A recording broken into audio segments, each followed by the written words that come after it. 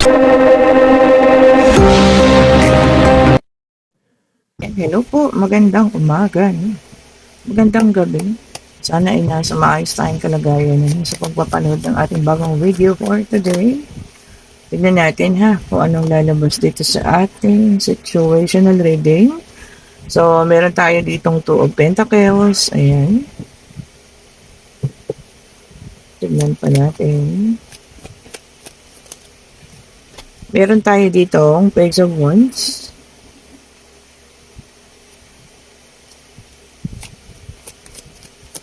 Tignan pa po natin. And salamat po sa lahat ng nag-order. Napag-ENT ko na po lahat kanina.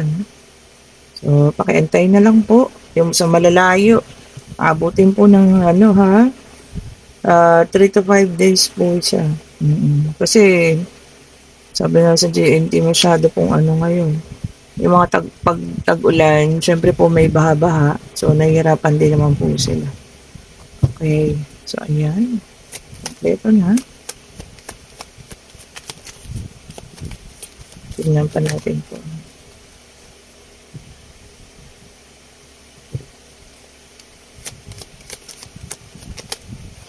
Okay. Page of Cups. 10 of Swords.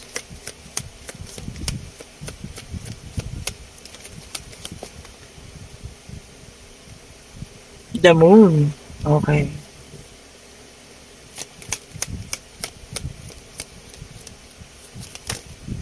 Isa na lang ang ating kailangan.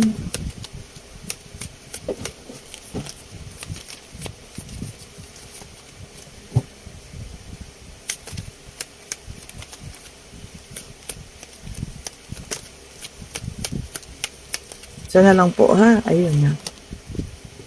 Okay, Knight of Pentacles. So, ayan, kompleto na ang ating 4 spread cards. Ayan. Ang baba ng boses ko, no? Nakatulog pala ako kanina, kaligising ko lang. So, ayan po kompleto na tayo dito. Okay, so nagkaroon ng success dito, no? Pwedeng sa'yo to, successful ka na, okay ka na, no? Nabalanse mo ang lahat-lahat. Okay po. May mga travel plans, ayan, ano? And malakas ang paniniwala sa Panginoon ngayon. Ayan, kasi napakaganda ng mga pangyayari sa buhay natin ngayon Kumbaga nagkakatotoo na yung ating mga kahilingan, yung mga ating gusto. No? Pero alam nyo kasi kasabay ng pag-unlad or talagang pag-ayos ang buhay mo. Yung mga tao talagang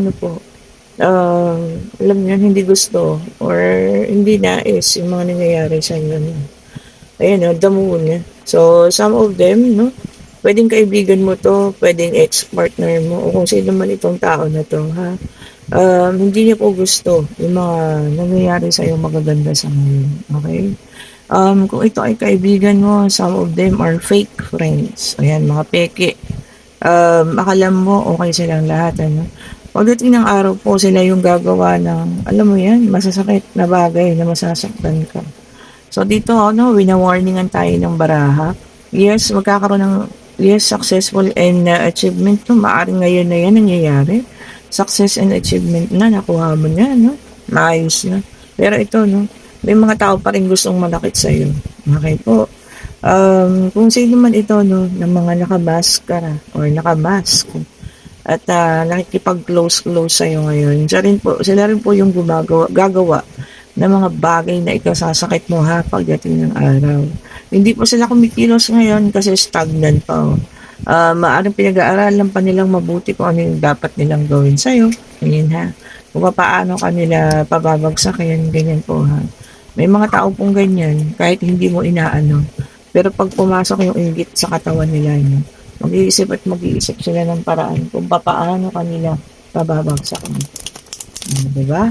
So somehow, alam ko yung iba sa inyo, nararamdaman na may mga ganyan tao sa paligid ninyo, no? Ito yung mga taong akala mo ang babait, no? Kapag meron kang ibibigay, malapit na malapit sa'yo. Pero pagkatapos nun, sa talikuran mo, nilalabas sila yung mga tunay nilang pag-uugali po. Ayun mag-ingat po kayo dahil makakasakit sa inyo ang mga taong ito. Mga fake friends, ayan, mga nakamaskara, no? O pwedeng kaibigan, pwedeng ito ay ang ex mo. na namuuna yung galit sa'yo, no? Ayan, kung sino man po ito ha, pag-ingatan niyo itong mga animals na to, animals. Ayan, pag-ingatan niyo po ha, at alamin, lakasan niyo yung pakiramdam niyo, kutuban ha. Malaramdaman niyo yan. Kasi pag nakalapit sa inyo ang taong yan, parang nagiging negative ka. Ang lakas niya makahawa. Ganun po yan ha. Okay po. And sabi rito no, Knight of Swords. So, big changes, opportunities. Ayan.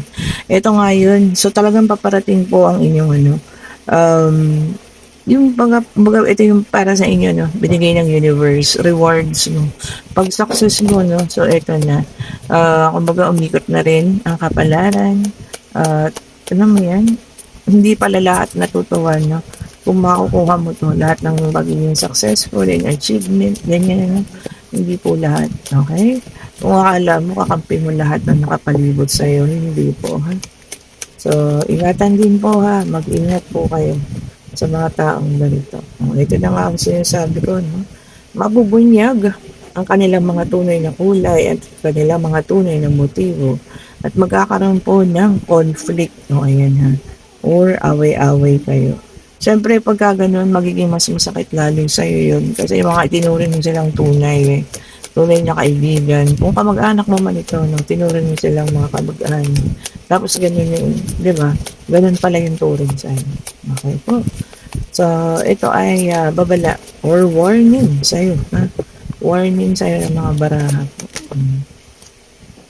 Okay, and meron tayo ritong Two of Swords. Darating sa point na kailangan mo magpasya kung itong mga taong ito ay kailangan mo ng bitawan. Ako, siguro, hindi na. Pag once na nakagawa ng hindi maganda, uulit at uulit po yan. Kahit na hindi pa sa'yo ng tawad. Diba? And then, meron tayong the strength. May kasamang number 8. Ayan ha, may kasamang number 8. Sabi niya rito, tapangan, lakasan ng loob. Ano? Minsan kasi, lalo na kung mabait ka, maawain ka. No? Hindi mo na bibigay yung justice sa mga ginawa ng taong yun. Pagpapatawad ulit, tapos gusto mo kalimutan nyo lang. Wag po ha. Tapangan niyo po. Para mapakita niyo sa mga taong yun, na kaya niyo silang tablahin. Diba? Kasi uulit at uulit yan sa inyo eh. Para sila, alam niyo yung mga vampire, isupsipin nila yung lakas ninyo, no? Diba? Talagang, yun ang, po nila, yung inyong kalakasan. Okay, so may tumalon. Ito ha. At, binangga yung unang card. So, ito, tumalon tong 4 na to, no? So, tingnan na natin. Meron tayo dito, 5 of Cups. Okay po, no? Sabi niya rito, ha, heartbreak. Talagang masasaktan, ikaw, kapag pinakita na nila ang tuluyan ng kanilang ugali. And then, meron tayong the tower, may kasamang number 16. Itong gusto nilang mangyari sa'yo, bumuho lahat. Diba? Kung ano man yung pinaghirapan mo, no? Yan po ang ninanais nila. And, meron tayong Queen of Cups. Okay? Mo kasi, mabait na, no? Sabi rito, no? Napaka-loving, napaka-sensitive mo rin na tao, no? Kaya, yun, inaabuso ka nila. So, yun, tama, no? Sabi dito kanina, tapangan. Tapangan niyo po, ha? Maging mas matapang at mas maging mapanuri sa mga taong ganito po. Meron tayong Queen of Pentacles, okay? Sa ngayon kasi napaka-independent mo na, diba? Sobrang independent mo ha, kaya ganyan. So may number 8 tayo ha, ayan. And meron tayong number 16 sa mga nag-aantay ng mga numero dyan. Ewan ko, yan ang pinaiingitan sa'yo. So parang ka no, minamagnet mo yan sila. Ewan ko ba, pabait ka naman. Kumbaga, wala ka namang ginagawang hindi maganda sa kanila. Pero ba't gano'n? Bakit kaya gano'n? Ayan ha. Okay po, so tingnan pa natin. Para dito sa ating pangatlong deck of cards. Ito para sa iba naman, Okay, so meron tayong air sign, the justice. Ito maganda. Ito po ha, sa lahat ng mga nakagawa ng hindi maganda sa kapwa. Pwedeng ikaw, pwedeng ibang tao, pwedeng kakilala mo. Karma is coming, sabi nga. Justice is coming. Oh, ayun po. Hindi mapipigilan yan. Basta dumating ang karma. No? Hindi po yan mapipigilan. Kasi nga sabi ko nga, nandyan lang sa tabi-tabi ha. Then meron tayong the full air sign ulit. Ano? Oh, sabi naman dito ha, pagiging optimistic. Ayan ha. At alam mo yun yung masayahin kasi ang dafulan. Mas isa pa yan sa mga nakakaalis ng mga problema. Oo, meron at marami talagang problema. Pero alam mo yun, maaalis at maaalis ang problema ito sa oras na alam mo yun, maniwala ka. Ayan. At darating naman yung pinakasolusyon dyan. O, di ba po? So, ayun po ha. Maging optimistic lang. Then, meron tayong Knight of Pentacles, Earth sign ulit ito. Earth sign, Taurus, Virgo, and Capricorn. Ayan. Sabi niya rito, no? Feeling stuck. Ay, kamukha nung isang kanino. Naka-stuck lang. May mga pakiramdam tayong ganito, ha? Parang wala nang adventure sa buhay, no? Parang yung cycle mo, ganun-ganun na lang. Parang hindi na nababago. So, siguro kailangan ikaw na mismo yung gumawa ng paraan po, ha?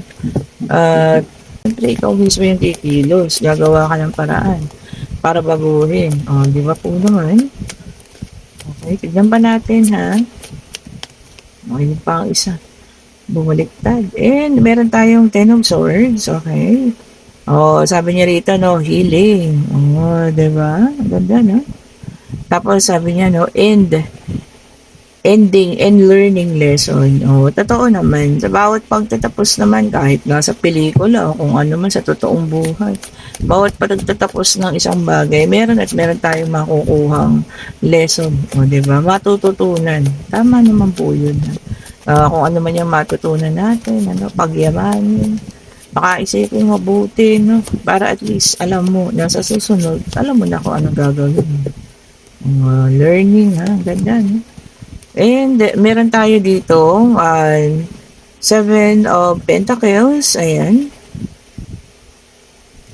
Naku, sabi rito ha, may delay ang mga resulta. Naikaka-disappoint mo raw. Naku, ano ba yun? Bakit madidelay ang mga result? Baka may iniintay kayo, no? Tapos may pagka-delay daw po na medyo, alam niyo yan, madidisappoint tayo or maiirita, ha? Okay po. So, kalmahan lang. Hintayin natin. Bakit naman, may reason naman yan. Bakit madidelay, diba? Nine of Wands, fire sign. Okay, kompleto na, no? Si water pa yung wala. Wala pa si water. Ayan, sabi niya rito, no? Overcoming struggle. Diba? So, ayun po, ha? Ma-overcome na lahat ng mga hinaharap ngayon na hindi maganda, ha? And, parang magkakaroon ng pakiramdam na pagod, sabi nga. Pero at least, natapusan mo, nalabanan mo, diba? Naayos ka na. Kumbaga, na-overcome mo na. Di po ba, no? So, congratulations sa inyo sa mga makaka-overcome ng mga ganyan. Kasi alam ko matagal yung pinag-pray na matapos ng mga masasakit na nangyari or kung ano man. So, ayan na po, ha? And then, meron tayo ditong King of Pentacles, naka-reverse, Earth sign. Okay. Sabi rito, no? Corruption. Maalis pa ba yun? Parang, ito na nga eh. Ang dami naghihirap ngayon dahil sa mga corrupt. Sana matupad lang yung wish ni Ma'am Cara David. Okay na sa akin. Diba? Kaya ba? Gusto niyo ba yun? Ako yun lang.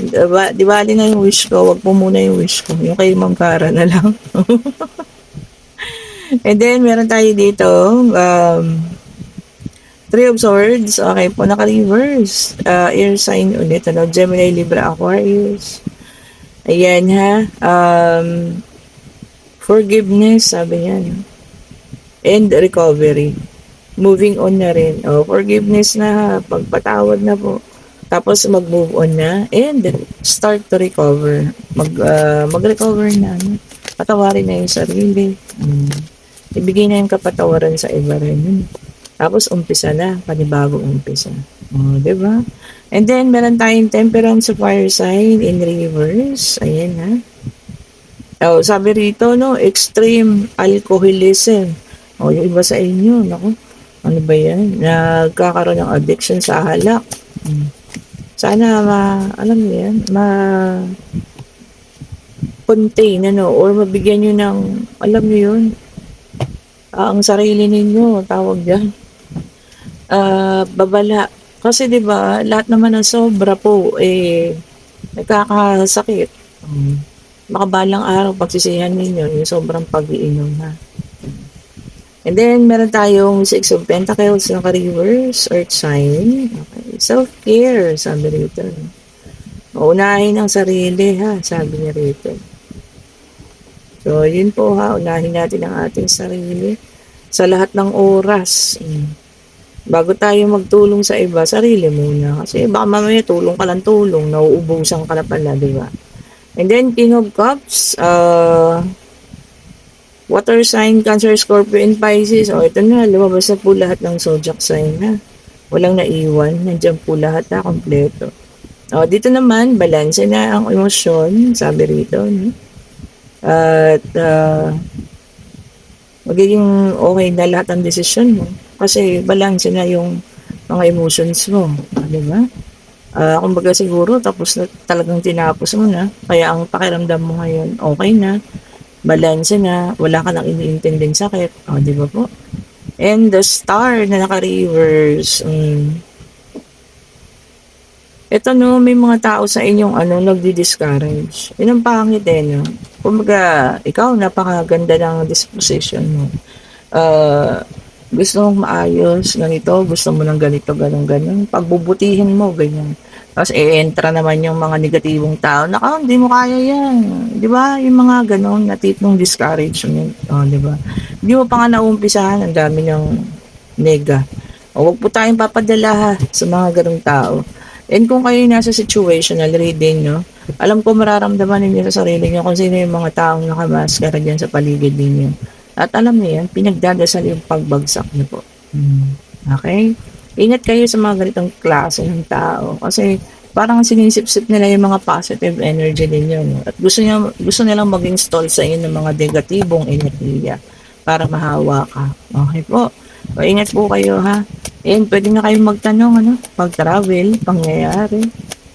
Pwedeng sa school, pwedeng love life, pwedeng financial ha. Basta answerable by yes or no. Napakabilis naman. Nag-flip po agad. And sa ngayon po ay no pa ang sagot. Hindi pa po ha. Okay po. So no pa ang ating sagot. Okay. So baka ito po ay mga ninanais nyo pa lang sa buhay. So, baka maaaring hindi pa ngayon, baka maaaring sa mga susunod na panahon, saka nyo makukuha ang mga ganitong bagay po, ha? Okay, kung nagugustuhan yung ating reading, pa-like, pa-share, pa-subscribe, and hit the notification bell po para lagi kayong updated sa mga bagong videos na nire-release natin. And kung gusto po ng private reading sa Friday, mag-message na kayo para sa mabigyan ko kayo ng schedule po ha. Okay po. Ulitin ko po ha, kung tungkol sa mga health ng nanay nyo, ng tatay nyo o kung kanino man at gusto nyo ipahula po sa akin, hindi ko po masusolusyonan yan. Pagka po sa mga health na ganyan, magpa-doktor po kayo ha. Medical, mga medical po, mga professional doctors po kailangan ninyo, hindi po ako. Okay po, or kahit sino po na nagtataro reading po. Kailangan po ng medical help. Ngayon, kung akala nyo ganyan, kinukulam or kung ano, siguro mga albularyo po. Ganyan ha, hindi po sa akin. Okay po, and sa lahat ng may gusto ha, ng ating mga bracelet, ayan po ha. Mag-message na kayo, nandyan lang po yung link sa comment section po. And be aware po ha, napapansin ko kasi yung TikTok account ko po, parang na-hack, no?